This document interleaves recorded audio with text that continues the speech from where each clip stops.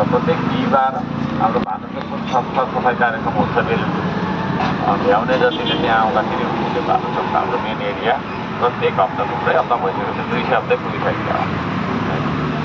त्यहाँ हाम्रो MK बाङ्देलजीले lead गरिराख्नु भएको छ र हामी त्यहाँ पनि आबद्ध हुन सक्छौँ समय भयो भने।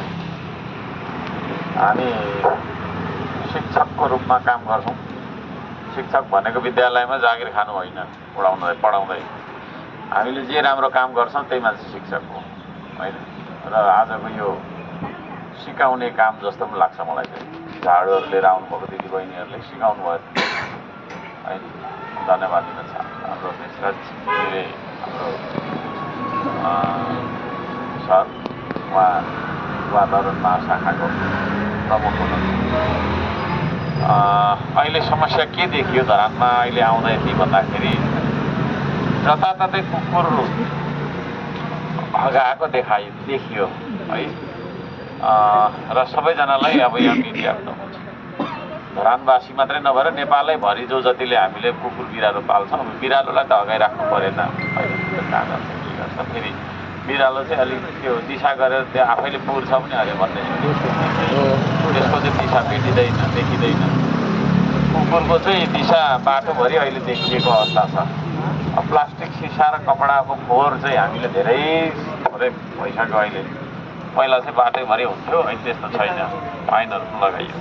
अब यो कुकुर पाल्नेहरूलाई पनि हामी फाइन लगाउँछौँ होइन। कुकुर पाल्दै फाइन लाग्ने त होइन, तर कुकुर पालेको छ र बाहिर निकालेर बाटोमा हगाएको हामी भेट्छौँ देख्छौँ भने त्यस्तो मान्छेलाई हामीले चाहिँ अब जरिवाना लगाउनु पर्ने दिन आयो। र म सबैजना तपाईँको चाहिँ नि घरपालुवा कुकुर पाल्ने मान्छेहरूलाई भन्न चाहन्छु तपाईँहरूले कुकुर बाहिर निकालेर चाहिँ अब हगाएपछि त्यसलाई चाहिँ सोरेर आफैले व्यवस्थापन गर्नुपर्छ। एउटा प्लास्टिक बोकेर हिँड्नुहोस् होइन। कुकुरलाई पनि यसो हिँड्न मनपर्छ, बाँधेर राखेर पनि हुँदैन।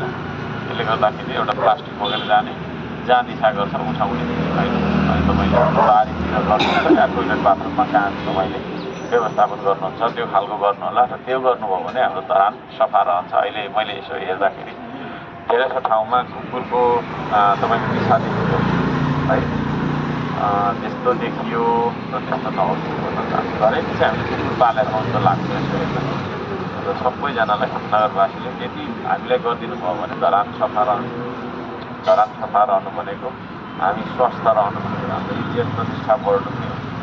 बाहिरबाट आएर मान्छेले हेर्दाखेरि बाटोभरि कुकुरको देख्यो भने चाहिँ राम्रो थियो।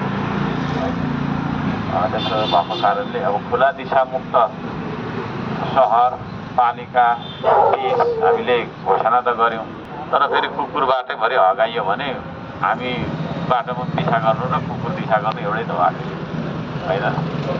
मान्छेले मात्रै दिशा नगरेर के भयो त, कुकुर बाहिरैभरि हगाएपछि त दिशामुक्त देश त भएन। त्यसो भएको कारणले त्यतातिर हामीले ध्यान दियौँ र सबै नगरवासीलाई भन्न चाहन्छु हामीले पनि सुधार गर्ने होइन। हामीले पालेको होला त्यो खालको हाम्रो बानी होला, त्यसो नगरौँ होइन। अब यहाँ छ हाम्रो घर अनि यहाँदेखि उता डुलाउँदै लाने अनि पर अर्काको घर अगाडि दिशा गराइराखेर आउने अनि आफू चाहिँ चोखो सफा आधुनिक सभ्य नैतिक भइँदैन होइन। अर्काको घर अगाडि चाहिँ दिशा गराउनु त्यो राम्रो हुन्थ्यो। त्यो कारणले त्यतातिर ध्यान दिउँ। आजको चाहिँ विशेष मैले समस्या देखेको त्यो चिज र आबद्ध सबैजनालाई धन्यवाद दिन चाहन्छु। तपाईँहरूको हात धुन चाहनुहुन्छ भने पछाडि है।